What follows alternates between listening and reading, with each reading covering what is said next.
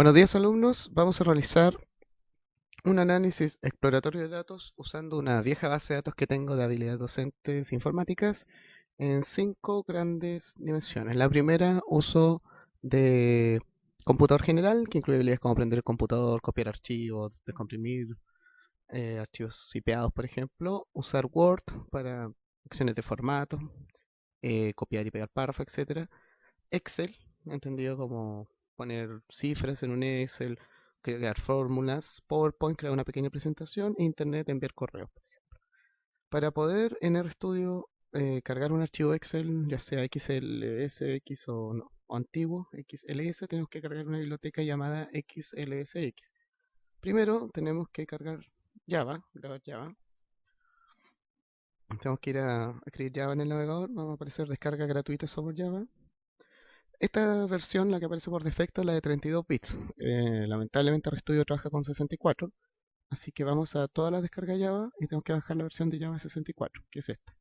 Windows fuera de línea, 64 bits. Aquí yo ya la descargué. Aparece como JRU, HU60, Windows 64. Vamos a instalarla. Bienvenido a Java. Vamos a instalar y comienza a instalar. ¿Okay? Okay. Se ha instalado exitosamente Java. Cerramos. Y vamos a instalar ahora. Vamos a cargar RStudio. Lo tenemos aquí. Tenemos que instalar XLSX. Vamos a instalar paquetes. Y vamos a poner aquí el nombre. Si lo hacemos con cuidado, va a aparecer incluso un nombre exacto. Súper bien. Instalamos.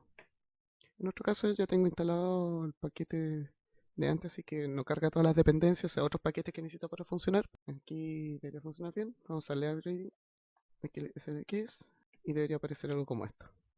Ya, ahora tenemos que ir a donde se encuentra el archivo. Aquí estamos en documentos. En nuestro caso está en otro archivo, así que aprovechamos de ver que vamos a un directorio cualquiera. En el caso de... Está en video magista en este caso. Este tiene que ir en su computador donde lo dejaron. Y aparece que estamos en el... Y aquí aparecen los dos archivos, afiliados XLSX y XLX. Tenemos que hacer que R sepa que estamos trabajando en este directorio. Así que vamos a sesión, set working directory to fields by location. Y aparece esta instrucción que dice que fije set wd, que es el directorio de trabajo. Ahora vamos a cargar los archivos. Vamos a cargar primero, para que vean que puede cargar los dos tipos de archivos, de habilidades XLS, que es de Excel 97-2000. Voy a ponerle A1, es igual, A1 va a ser el nombre que va a tener la base de datos. Y vamos a poner read.xlsx y el nombre del archivo. En este caso, habilidades.xls. Junto al nombre del archivo, esta función necesita saber cuál es la planilla que tiene que cargar. Entonces vamos a el Excel. Esta solo tiene una planilla, la 1. Podemos darlo por el nombre o por el número. Lo voy a mostrar primero con el nombre. Hago doble clic, copio. Coloco una coma porque el segundo argumento, se recuerden que todo nombre tiene que ir entre comillas, y lo voy a pegar así.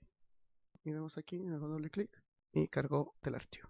Voy a volver atrás y ahora lo voy a cargar. En vez de poner el nombre de la hoja, voy a poner el número, 1. Y voy a poner la 2. Aparece otra. Podemos ver que todo está exactamente igual. E incluso, ya que somos obsesivos, voy a cargar el archivo que está en otro formato, que es habilidades XLSX. Y voy a ocupar 1, lo mismo. Y vemos que cargó, son exactamente iguales las tres versiones. Aprovecho de decir cómo limpiar. Para eliminar un objeto basta poner RM y entre paréntesis su nombre. Vamos a eliminar el A3 y el A2 porque son innecesarios. A3, ven que se elimina, y el A2. Y quedamos solamente con el A1. Y vamos a ir variable por variable viendo su forma. ¿Se recuerdan que tenemos que hacer primero análisis univariado? La forma más rápida de hacerlo es con la función ist para hacer un histograma. Entonces recordemos que ocupemos ist A1, el nombre de la base de datos, signo peso, para cargar algo que esté dentro, y ponemos uso. Abramos uso y vemos aquí el histograma. No podemos ver, vamos a hacer un zoom. Podemos ver que es una distribución con asimetría negativa, claramente. La mayoría de la gente tiene un alto nivel de uso, por lo menos como nosotros lo hemos definido.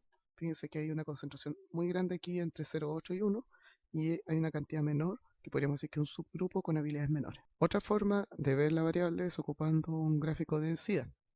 Para ello tenemos que escribir plot, que es una forma genérica para dar gráficos, y dentro de ella escribimos density, que es una función para calcular la distribución continua que está detrás de una variable. En este caso uso, fíjense que aquí aparece la misma variable, una distribución centrada en 1 y una pequeña jorobita, una subdistribución aquí en 0,6. ¿Bien? O sea, podríamos decir que hay como dos grandes grupos de personas, ¿no? Vamos a la siguiente variable, de la misma manera. Ahí ustedes ven si quieren usar densidad o histograma. Vamos con la siguiente variable que es Word, presenta una introducción muy similar.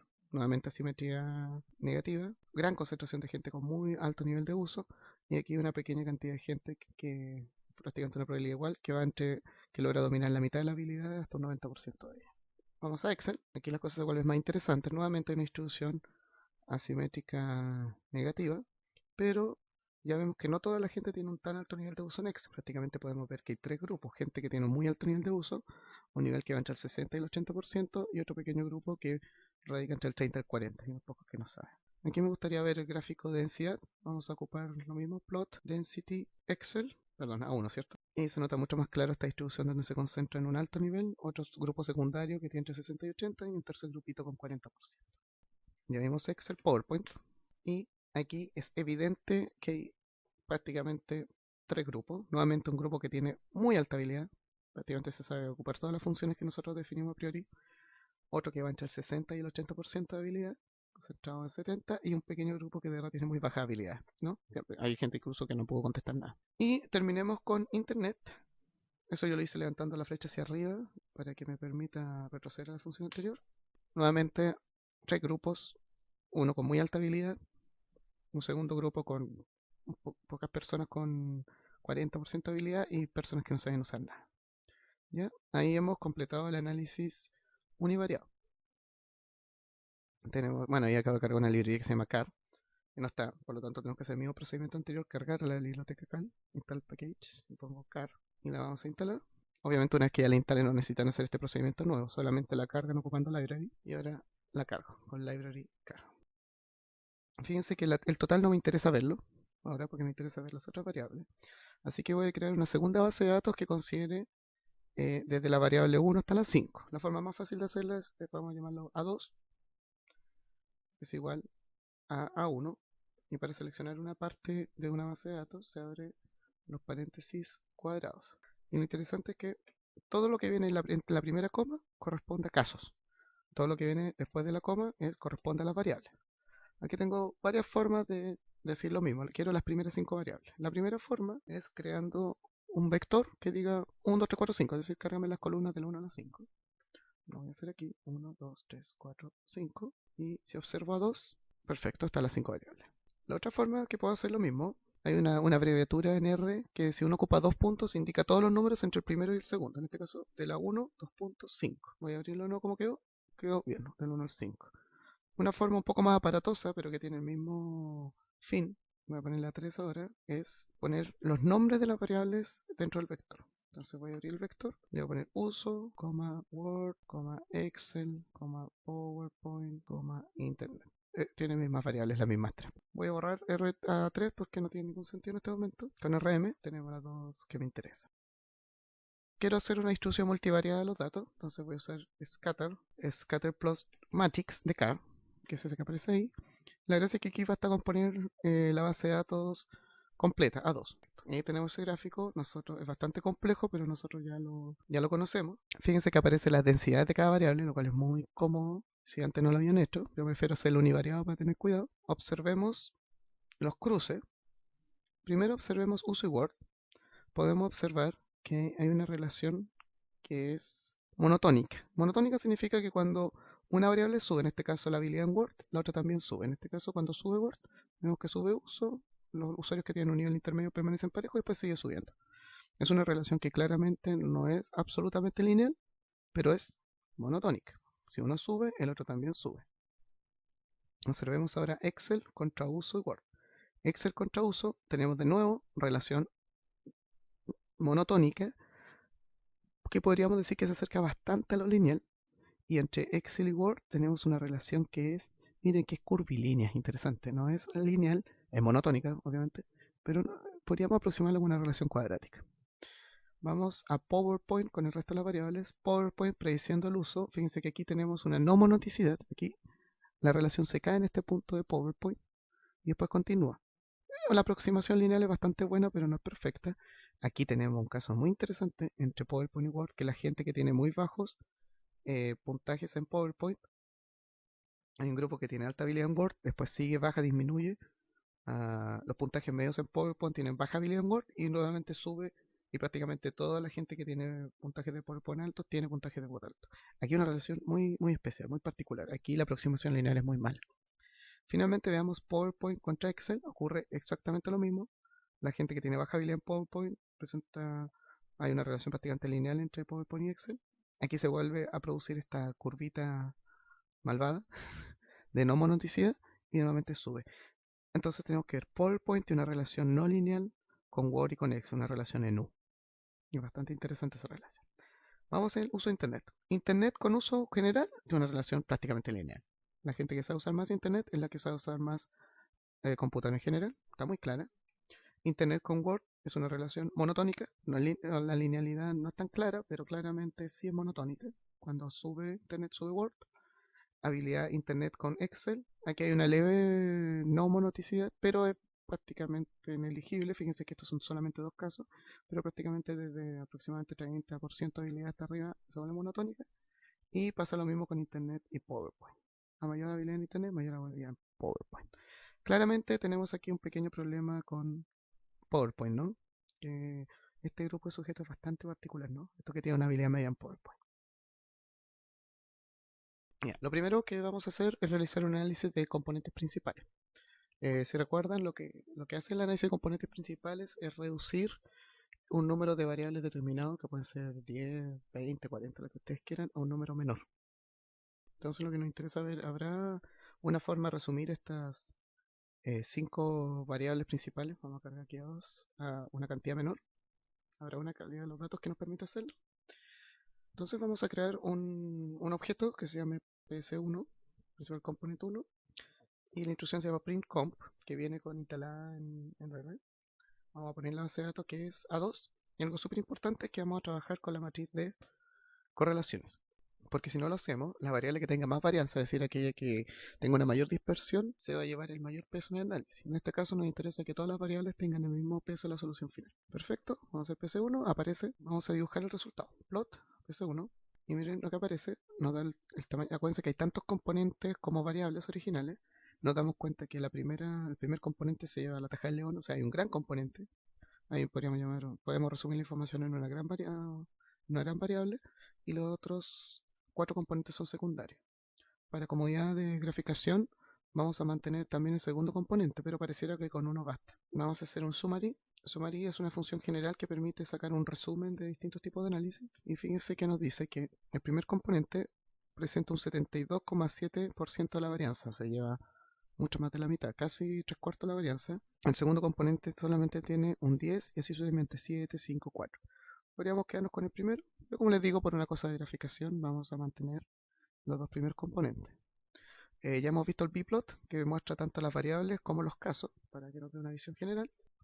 Bplot PS1, observamos algo interesante, algo que tiene que recordar siempre en los análisis de componentes principales, es que el signo de los componentes es absolutamente indeterminado. Es decir, en este caso, si se dan cuenta, todas las habilidades quedaron, los mayores niveles de habilidades quedaron con valores negativos, lo cual es contraintuitivo, ¿no? Uno esperaría que a mayor valor del componente, mayor habilidad. La verdad es que el computador le da lo mismo, él puede ponerle positivo o negativo, así que uno tiene que interpretar aquí que valores negativos de la variable indican mayor habilidad. Podemos cambiarle el signo si queremos para que sea más claro entender. Podemos ver que todas las variables están en el mismo sentido en el primer componente, es decir, hay una habilidad general que incluye Excel, PowerPoint, Word, uso de Internet. El segundo componente refiere a la diferencia de los sujetos en sus habilidades en Internet versus sus habilidades en Excel. Es decir, un sujeto aquí por ejemplo vemos los sujetos con habilidad media. Estos sujetos tienen una misma habilidad general, podríamos llamarlo, que ocurre de todas las variables, pero estos que están acá arriba, como el caso 561, tienen una mayor habilidad en Internet y en uso general. En cambio, estos sujetos de acá abajo tienen una mayor habilidad en Excel. Aquí se nota que en general cuando tienen una habilidad general mayor, tienen un buen rendimiento tanto en Internet como en Excel, pero cuando disminuimos la habilidad general podríamos decir que se dispersa. Y aquí tenemos un caso muy raro, que tal vez el 33, que tiene una gran habilidad en Excel, pero que debería tener muy baja habilidad en internet en general. Observemos el 33 a ver qué es lo que pasa con ese caso. Vamos acá a 2. En caso 33, podemos observar que en uso tiene una gran habilidad, tiene 73 en Excel, bastante buena, y un uso nulo de internet, es un caso bastante raro. Para manejar con mayor confianza, mayor facilidad los puntajes que salen de los componentes principales, vamos a guardar esos resultados en otra variable. Por lo tanto, vamos a llamarle a.cp, de análisis de la variable a componentes principales, ps1, que es el análisis de componentes principales, y aquí voy a abrirlo, que está compuesto de varias cosas. Una de ellas muy importante es scores. Guarda los puntajes de los 5 componentes. Pone el signo peso, scores, que son los puntajes. Y a mí me interesan solamente los dos primeros, ¿cierto? Los de los dos primeros componentes. Así que voy a poner la coma al inicio en blanco y en el siguiente voy a poner del 1 al 2. Entonces si yo ACP, aparece, se dan cuenta, una matriz con 96 casos y con distintos puntajes. Y si quieren la ploteo en la primera columna de ACP con la segunda y obtenemos aquí la distribución de casos, que es la que habíamos visto en el pyplot.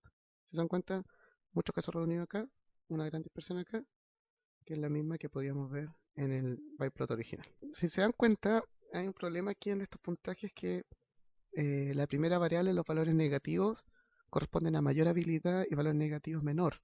Es bastante incómodo, así que lo que voy a hacer es cambiarle el signo a los valores del primer componente.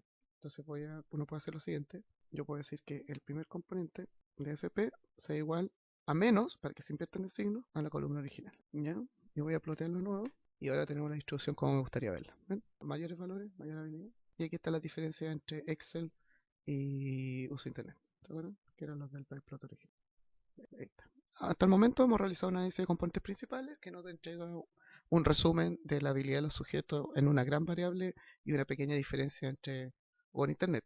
Ahora vamos a realizar un análisis de conglomerado para tratar de dividir a los sujetos a ver si hay una clasificación que sea interesante. Para ello vamos a cargar una biblioteca que se llama cluster, que es muchas funciones de análisis de conglomerado, cluster. Vamos a instalarla. La vamos a cargar. Bien. Hay dos formas clásicas de hacer análisis de conglomerado. Bueno, hay varias, pero las dos más conocidas son lo que se llaman los enfoques jerárquicos y no jerárquicos. Nosotros vamos a ocupar un jerárquico porque es más fácil de visualizar. La función se llama ACNES, de aglomerativo, y vamos a hacerla sobre la base de datos original y después vamos a compararlo con el análisis de componentes principales. Vamos a crear un objeto que se llama AEG1, que va a ser igual a ACNES, que se llama la función para crear un análisis de componentes principales jerárquico. Vamos a poner la base a 2 con las 5 variables. Por defecto viene con distancia euclídea. ¿Sí? Recuerden en clase que eso significa que calculamos la distancia entre las personas como la distancia en este hiperespacio entre todas las variables. Y tenemos varios métodos para generar los clústeres, cómo se agrupan los clústeres. Podemos ver que primero tenemos el enlace simple, que se unen dos conglomerados cuando a partir de la distancia mínima entre dos casos. ¿Ok? O sea, se unen dos clústeres si es que la distancia entre los dos más cercanos es la mínima de todo el grupo. Lo contrario de ello es el enlace completo, en el cual solamente se enlazan aquellos cuya distancia máxima entre los dos más lejanos sea menor en todos los otros posibles clústeres. Y finalmente el que se llama el enlace promedio, lo que se hace es se calcula el promedio de todos los enlaces de todos los clústeres, de todos los elementos de los clústeres. ¿Okay?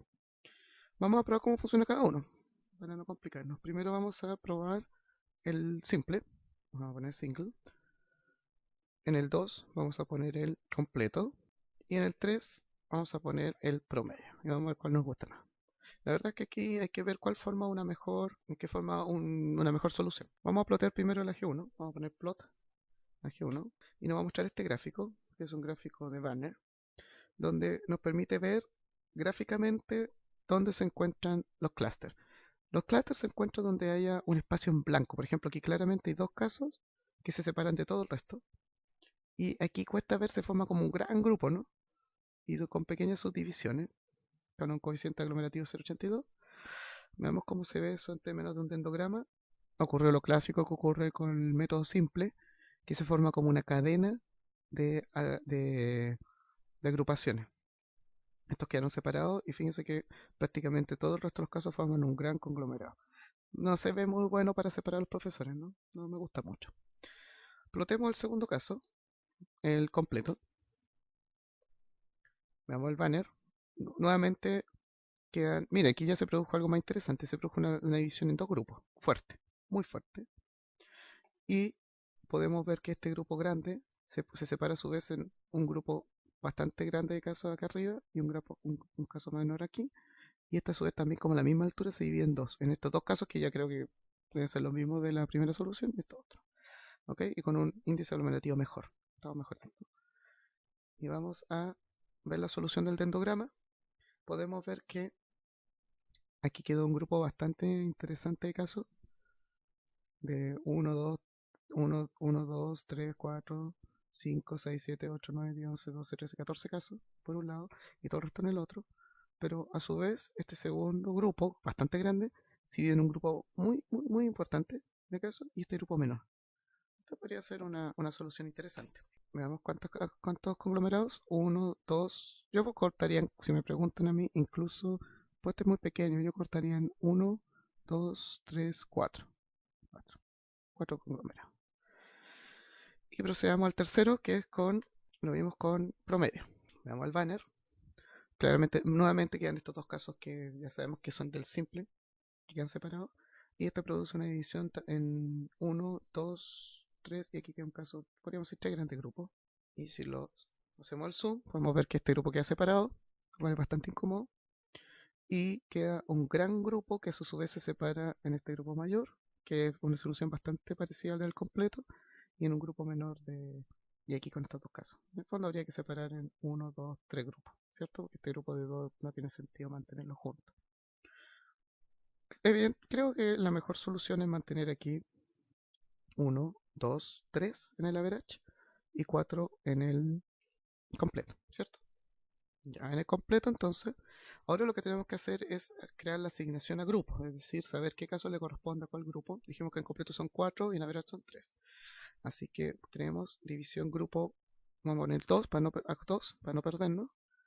Y la función se llama Q3, que es para generar una división de un análisis jerárquico en una cierta cantidad de conglomerados. Dijimos en el completo que iban a ser 4, ¿cierto? Y en el caso del promedio dijimos que iban a ser 3. La mejor forma de visualizarlo es ploteando estos puntajes que guardamos. ¿Se acuerdan? Que los guardamos en ASP. ¿Se acuerdan? Estos dos puntajes del análisis de conglomerado, que los carguemos con los colores de los árboles. La forma más sencilla de hacerlo es haciendo un plot ACP, donde está esta matriz, donde guardamos los puntajes de componentes principales, y vamos a poner como colores las divisiones de grupo. Entonces plot a.cp, vamos a fijar las dos variables, div grupo, vamos primero a plotear la del completo, ¿cierto? Si observamos esto, podemos ver que el primer grupo, que es un grupo muy claro, el color siempre primero es negro. ¿Quedó este grupo separado? Ok, que está bien claro que es un grupo aparte. El segundo color es rojo, que quedó esta gente con alta habilidad. Es evidente este grupo de gente de alta habilidad y con mayores habilidades en Internet, si no me equivoco. Vayamos a los gráficos anteriores. Con mayor habilidad en Internet, claramente.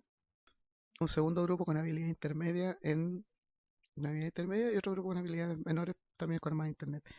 Lo que no me gusta de esta aglomeración es, fíjense, estos casos intermedios que se sobrepasan unos con otros. Es bastante molesto esto. Ese azul queda como a medio camino entre el rojo y el verde, es bien molesto. No se ve muy bonito. Plotemos la versión del promedio de tres grupos. Bueno, inmediatamente vemos que hay un grupo de alto rendimiento, un grupo de bajo rendimiento y un grupo intermedio que queda, que queda a medio camino mezclado con el negro. Nuevamente, no es una solución que me satisfaga mucho. Tal vez podríamos tratar de dividir un poquito más el grupo del average en cuatro grupos. De grupo a 3 con cuatro grupos y volvemos a plotear. A ver qué pasa aquí. Y se obtiene una solución muy parecida al del enlace promedio. La verdad, es indiscutible que este grupo es un agente aparte, de muy baja habilidad y muy baja habilidad, juega con mucha habilidad en Excel, lo cual es muy raro. Pero este grupo intermedio es bastante raro, ¿no? Y este claramente un grupo de habilidades mayores. Eso sería un primer análisis con test principales, un análisis exploratorio. Espero que les sirva para que puedan seguir jugando en su casa.